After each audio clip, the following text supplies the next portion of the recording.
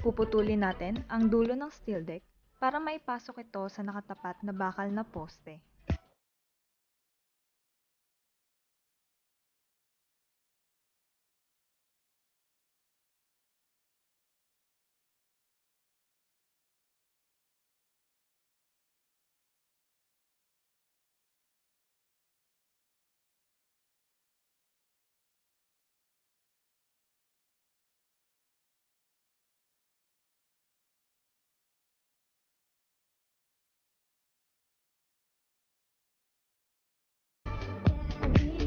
Dapat na naka-overlap o magkapatong-patong ang dulo ng mga steel deck sa isa't isa para masiguradong ito ay matibay at hindi babagsak.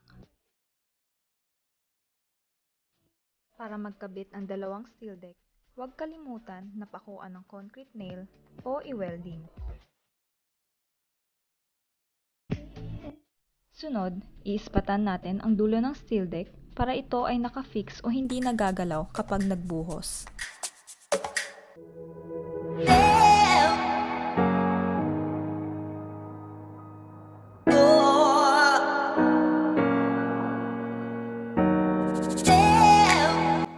Pagkatapos, papatungan na natin ang steel deck ng floor rebar.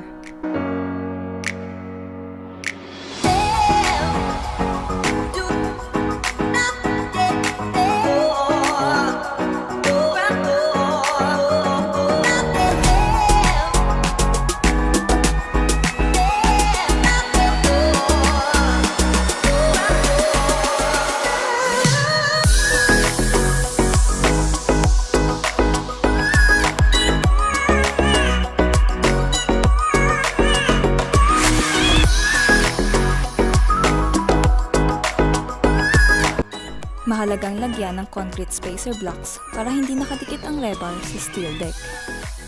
Magkakaroon ng espasyo ang binuhos na konkreto sa ilalim para maipagitna ang floor rebar.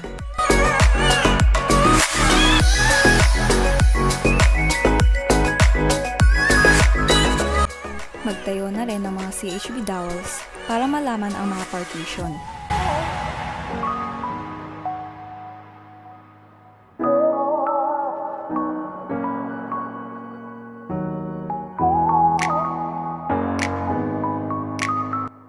Iabang na rin sa tamang lugar ang mga sanitary PVC pipe.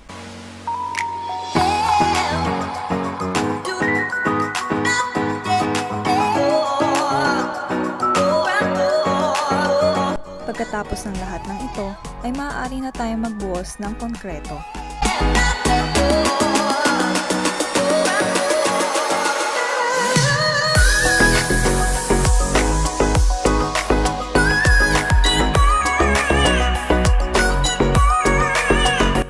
Basain ang konkreto ng 7 araw para ma-cured ito.